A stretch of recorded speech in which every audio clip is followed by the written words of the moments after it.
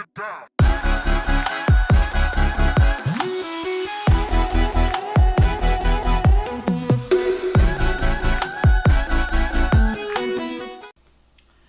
Well, here we are with week 11 wrap up.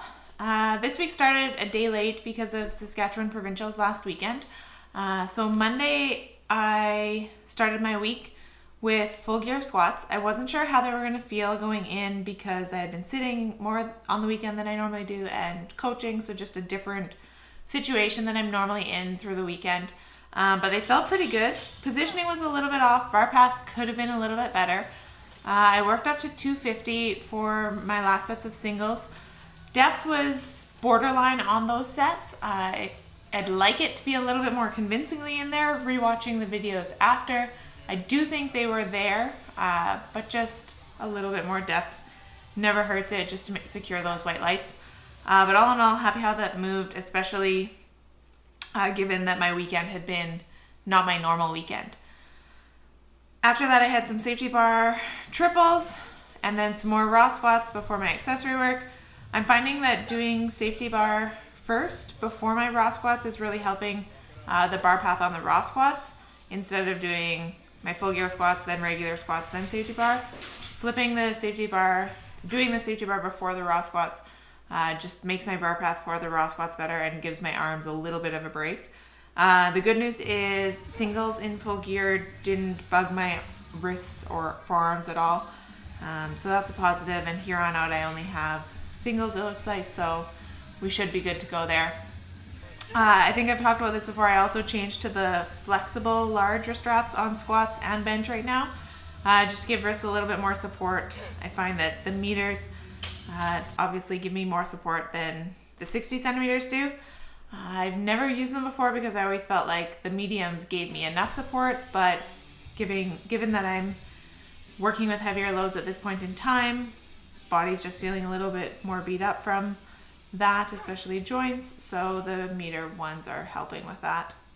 Tuesday was my shirted bench day this week. I only got to put it on once.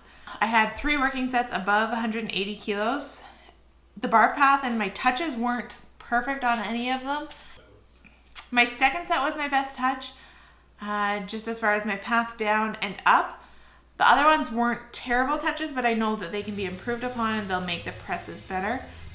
So just trying to keep working on perfecting that. Raw bench, after my shirt this week, I felt like I had no idea how to raw bench or where to touch. I think it's just a combination of after some heavy singles and taking the shirt off, and trying to push those weights. I worked up to 112.5 for triples raw benching, and then a bit of pin press before accessory work that day. My equipped deadlift day this week was a bit of a struggle. I actually missed a weight that I don't typically miss attempts in training. I tried to pull 200, missed it, just lost positioning, was really frustrated, dropped the weight back to 190, pulled another one. Then I decided to throw on a different suit because I was blaming the suit. So I put on a different suit and did 3 extra sets there, which hindsight maybe wasn't the best idea. So I ended up doing sort of 6 working sets in full gear for deadlifts this week. Still just working on my positioning. It made me go back, and the miss at 200 really made me go back and watch a lot of old deadlift videos, looking at my positioning, sort of what's going on, analyzing why that would happen. I think some of it might be a bit of fatigue from hitting heavy weights. This was sort of the peak week, and then I have a deload week this coming week. So I think just we're getting to a fairly intense time in training, so fatigue might play a factor. Also just my stance, positioning. The suit, more or less, I don't think plays a factor, but going back and watching old videos, I do think I need to tighten up my straps on my deadlift suit and sort of stop being satisfied with how tight they are. They're not crazy tight. I can leave them on between sets, which isn't ideal. So I'm going to get those tightened up before my next deadlift session and see what that does. I'm also playing around with, the last couple of days I've been doing just some super light position work with like 70 kilos. I did a little bit today where I've moved my feet back in a little bit. Probably after Worlds last year, I widened out my stance for sumo deadlift, and I'm thinking about narrowing it back up. it's obviously not an ideal time to make technical changes such as that, being 4 weeks out, but I think it might be a better thing in the long run. I emailed Blaine a crazy long email yesterday about my deadlift and haven't heard back yet, so I'm going to get his thoughts before we make any concrete decisions, but we'll see how it goes. Probably the day that I did that, which was Thursday, I came home and my mindset, my mood wasn't ideal after that session, but I'm feeling pretty good about it now. I had some just regular deadlifts that I did Saturday that I just worked on positioning, moved my stance in a little bit, changed the way I'm setting up a hair and just trying to create more tension there. And I think it was better. It also made me feel like I could push with my legs a little bit more. So we'll keep playing and see. Obviously, it's not a secret to the world that my deadlift is my weaker event out of the 3. So we'll see what we can do to get it to improve a little bit in the next 4 weeks. Like I said, I didn't have my shirt on twice this week, so my Friday workout was some 3-count pause benches and then a couple other variations, some military press, which I smoked my nose on one set. But I did finish the rep, even though there was some downward movement. And then my love-hate relationship with push-ups. And then the last workout this week was just some pause squats. And like I already talked about, those sumo deadlifts, Bulgarian split squats, and then accessory. Body weight this past few days has been sort of 72.9, 73.0, so just hovering in there. More or less perfect, right where I want it to be. We'll see what happens with it in the next couple of weeks, but I don't want to get a whole lot lighter than that. I wouldn't mind walking around right at 72.0, but any lighter than that to me is not going to be beneficial, especially with how my gear will fit, since it's more or less been fitting pretty good, especially my squat suit and bench shirt.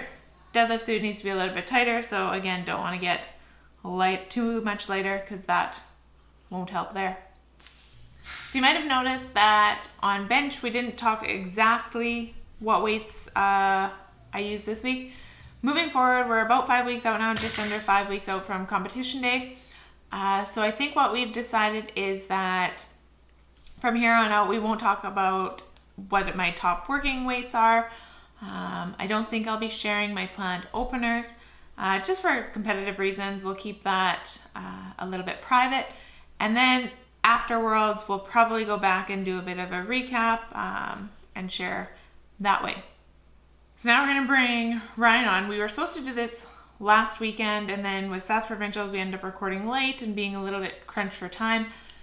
So we didn't have a chance to address your questions that you shared with us. So we've got a list of some of the questions that you guys asked that Ryan and I are going to address, and hopefully it helps. So I'm joined here by my husband, Ryan Stoon. Husband, business partner. I don't know what else. I don't know what else either. Ex-coach. Game day coach. You still get that title. That's true. I get the hard stuff. The stressful stuff. The stressful stuff is true. So we've sourced from you guys the last couple of weeks some questions that you had for us about, some of them were about sort of us, our dynamic. Some are about more specifically inner strength. So we'll try and address as many of them as we can here today and go from there. So there were a couple of questions asking about when we're restocking Canadian powerlifting shirts and or inner strength shirts, hoodies, things like that. Do you want to talk about that? Soon. Soon. Yeah. Yeah. So we have a bunch of stuff on order. I think we anticipate most of it to get here before the end of October. So we'll hopefully be planning to do a launch like right at the end of October, and before we leave for Worlds, really, and then our employees can just deal with that. But so hopefully in the next couple of weeks we'll have some new clothing up online, and we'll start posting stuff on social media once we start trickling in. So, and we've got a couple of other items too coming besides clothing. So you'll have to keep an eye out for those as well. Next question was, how do you two find balance? I don't know. I think balance is only really necessary when something doesn't just consume you all wholly. So for me, like, besides powerlifting and obviously the businesses and stuff, there's not much else going on. So that's kind of everything. I do some photography stuff. That's fun, but mostly the balance is just in the enjoyment of doing things. She doesn't have any balance. That's the long short story. Ryan's always giving me a hard time that I need to find hobbies besides powerlifting. Because it is such a huge part of my life, because competing is a huge part of my life, and our businesses have sort of evolved around powerlifting, or do evolve around powerlifting. And I'm also a massage therapist, which sort of ties into the lifting, body mechanics, things like that. So yeah, he's always on me to have a hobby. I don't have a lot of hobbies besides powerlifting. This summer I spent a lot of time out in the yard trying to get our grass to grow and trying to make our yard beautiful. So this summer my hobby was yard work. Yeah, so that's balance. I think part of it is too, we enjoy what we do, so it's not like we feel like we're always working or we feel like our lives are completely out of balance. The next question is, how do you put up with Stin? And I take offense to this, mostly because both of our last names are Stin. But it was asked to me on my Instagram. So did your brother ask this? No, no, he didn't ask.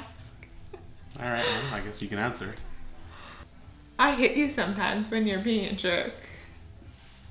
That's true. I don't think that's putting up with me, though. No.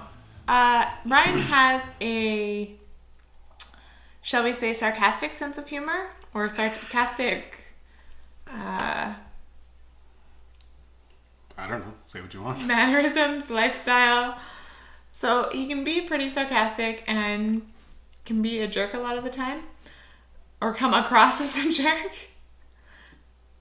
It's really the same thing. Next question is, what are your favorite powerlifting memories with/of each other? Do you want me to go first? Sure. I think I would say, well, the one that's coming to mind is the day that we found out that you had qualified for World Games. So this was for World Games 2017, so last year's World Games. We had a fairly good suspicion. We sort of knew I had qualified. There wasn't any way with the qualifications that we could figure out that I wouldn't have gotten a spot, but we were still waiting for official word. But we had never considered that you might have a spot. So the qualifications were from Worlds 2016, Open Worlds 2016, plus regional events from 2016. And the regions, the top Wilks from each region was to get a World Games spot, and then the top placings from every weight class, this might not be exact, from Worlds were to get a spot. But because at World Games there's only 4 weight classes, so they combine some weight classes, and every country can have a maximum of 2 in every weight class. So Ryan ended up getting a spot from North Americans 2016 through the process of too many Americans medaling at Worlds in the 120s and 120 pluses. So then it went to the top spot from North Americans, which had been Blaine's, but he got a spot from Open Worlds, and then there was a couple of lifters from Adam Ramsey from North Americans who had wilked higher than you, but they had either gotten spots from Open Worlds or were American, and there was already 2 Americans in the weight class, so it trickled down to you. And never had we looked at this before, so the email came in at in the morning sometime. We were both awake, and I think you were just hopping into the shower, And I had checked my email, seeing it, and assuming I would see my name because I got it. And I saw in the to box that it was sent to myself, Adam Ramsey, Steph Petticombe, who was listed as an alternate, and you. And I was like, well, that's weird that Ryan's getting it, but maybe because they just figure that he's going to coach. And then I'm looking through the document, and I think almost at the same time, we're both like, what? Have you seen this? And yeah. So that was just completely unexpected. We hadn't gone through the list to figure that out. I guess if we had beforehand, based on the qualification criteria, we would have been able to figure it out. But it was a really nice surprise. Mm-hmm. So that's my favorite powerlifting memory of us, or one of my favorites. It's really tough because, you know, we've been lifting and traveling together for 10 years? Something like that. The first Worlds we went together, was in 2008 in Newfoundland. Obviously we weren't dating at the time, but we traveled there together and we trained together for that. So, you know, a ton of different international events. And I think one of my favorite memories goes all the way back to 2009 for the World Games again, which was in Taiwan. And it was my first overseas trip. It was the first time I ever traveled outside of North America. And just the entire trip, the experience, we stayed for a few days after. I can't remember how long exactly, but we toured around and traveled, and we made some friends with some of the volunteers, and they took us to a night market.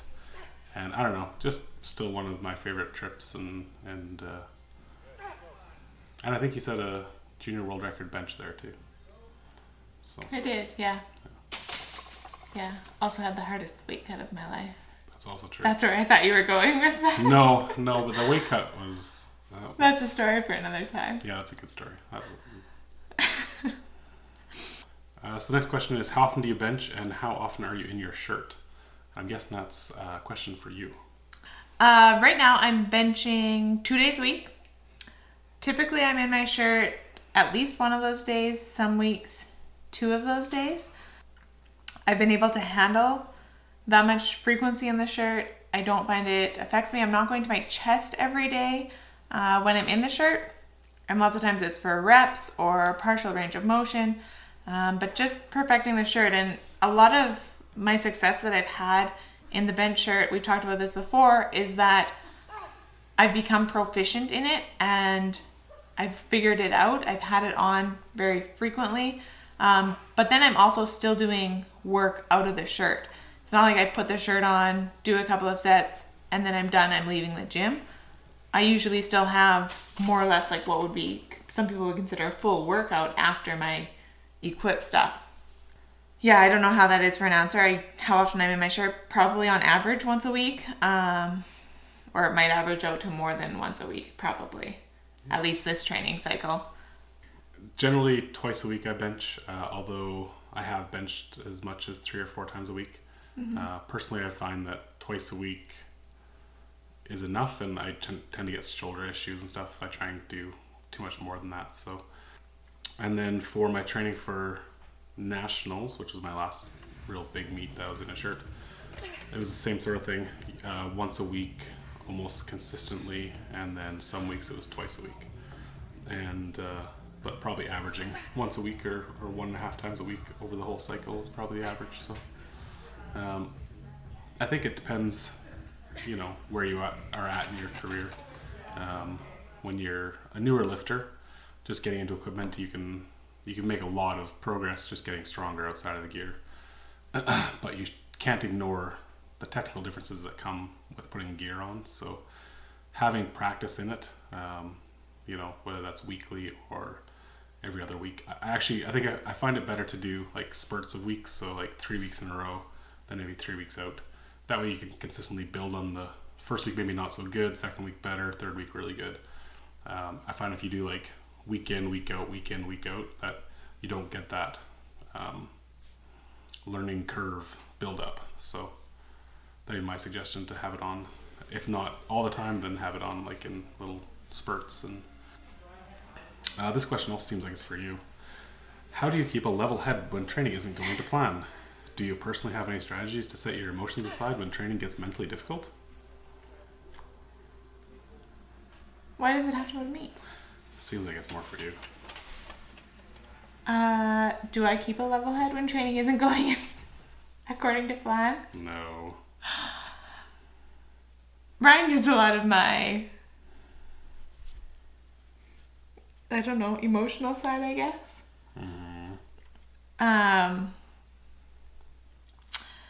So I'll use this week as an example for this question. So Thursday didn't go as planned with deadlifts. So I had moments during that workout after I missed the 200 where I was like, I just want to go home. And then I'll just redo this whole workout tomorrow, or I'll scrap the rest of my movements that I'm supposed to do.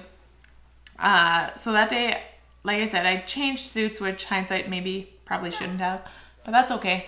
And then once I got out of the suit, it's like, okay, that's done. Put it behind me for now. Just get through the rest of your workout. Put the effort in. I still had 2 deadlift variations and then some more accessory. So just get the rest of the work done, and then I can go home and analyze, okay, what happened? Look back at the videos, see if I can see anything that I couldn't at that time, and then talk to Ryan about it.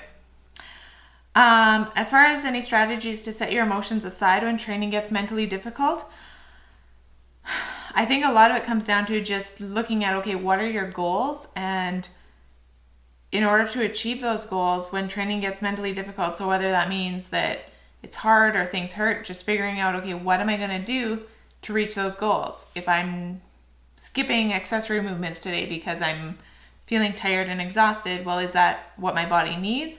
Or am I just being lazy and trying to get out of the gym faster and not actually putting in the work that's going to get me where I want to go? Does that make sense? For me, I'd say generally speaking, I'm more level-headed in the gym. I think I had a lot of years of injuries, which made training like really stressful and really mentally exhausting, because I would be building up and be feeling fine, and then my back would go out and I would be kind of reset back to zero. So I think it's, almost anything I do now, barring any re-injuries, is not too bad. I am more on the skipping accessory stuff when I don't feel like when I'm not feeling up to it. I do generally try and do as much as I can, or as much as I have programmed. Even today was the first day I programmed, and I didn't want to do a bunch of stuff, but because I'm really poorly out of shape apparently, and but I just did as much as I could, and I modulated the weights as I needed to. So for emotions and stuff, like I've had bad workouts, but again, it took me a really long time to kind of come to the conclusion that one bad workout doesn't ruin the whole training cycle. So I've become much more relaxed in my training, whereas I can, miss a day or push things around and be much more flexible without the stress of it all. But it was a lot of years where I trained 6 days a week. I didn't miss a day, and I didn't move things around. So if I said I had trained today, I trained today. But I've become a lot more easygoing as I've gotten older. So I guess that's what happens when you get to almost 40 years old. The next question is, do you work full-time for ISP? So neither of us is inner strength a full-time job, or it's not the only thing we do. Some weeks, I guess it depends what you call full-time. Some weeks we definitely put in full-time hours, but we also both have jobs that we do outside of inner strength. I'm a massage therapist, and Ryan works in IT. And you also do some coaching online right now. So we both have things outside of inner strength, and then we both sort of collaborate on inner strength. We also have 2 awesome employees and a marketing guru that we work with. It's a lot of just management. It's not management. We all have our roles. Yeah, it is more management though. Most of our day-to-day tasks are taken on by our employees. So, Natasha Hoshteen works for us every day, and she does most of the order fulfillment, as well as receiving of shipments. So she does most of that day-to-day work. We pitch in when we need to. My niece Larez works for us. She worked for us all summer. On the summertime, she works for us, every day. But during school years, because she's still in high school, she just works 2 nights a week. So she'll work one weeknight and then Sunday night to try and get rid of all the weekend orders for Tash for the Monday, so she doesn't get so overloaded. And so no, neither of us technically is full-time ISP, but yeah, it's some weeks it's definitely more than full-time, and other weeks it's a little less. But no, we do keep other jobs, which is kind of an interesting idea that because it could be our full-time job, but I don't know. It's been a conscious decision to keep other sources of income. And I think that maybe kind of is a balance thing as well, that we kind of can step away from inner strength, and she does massage and I do IT work, and it's not focused on just that, so that could be a bit of a balance thing too. And then the last question, will you guys ever open up a separate side of inner strength that's for training and programs? Which I thought this was sort of an interesting question. So it's something that you already do, just not through inner strength. You can speak to that if you want. Yeah, I do it as myself. So Rhineston, I don't know I don't have a name or anything. So yeah, it's never something we've done through inner strength, but it's been something that's just kind of done on the side. I don't really advertise too much, so it's been more just a side gig for myself. I tend to only take 10 athletes at a time because I do spend more time emailing athletes. I generally check in with athletes every day they train, so it's too intense for me to have more than 10 people at a time. And therefore, it really wouldn't work to put on the website because I think it'd be full a lot of the time. So it's not something we're planning to open up at this time. Some people have talked to Rhaea about doing programming, but she's never been lured in too far by it. But you should let her know if you want her to coach you. She doesn't quite get the recognition that she probably should for her powerlifting knowledge and her coaching knowledge. But at Provincial, she handled at least a couple athletes besides me. So and she handles me at every event I lift at. So her game day coaching is top notch, and as is her programming capabilities. Even though she doesn't do it a whole lot, she definitely knows all the ins and outs, right? So yeah, at this time there's no plans to do programs and training through inner strength, but maybe something in the future.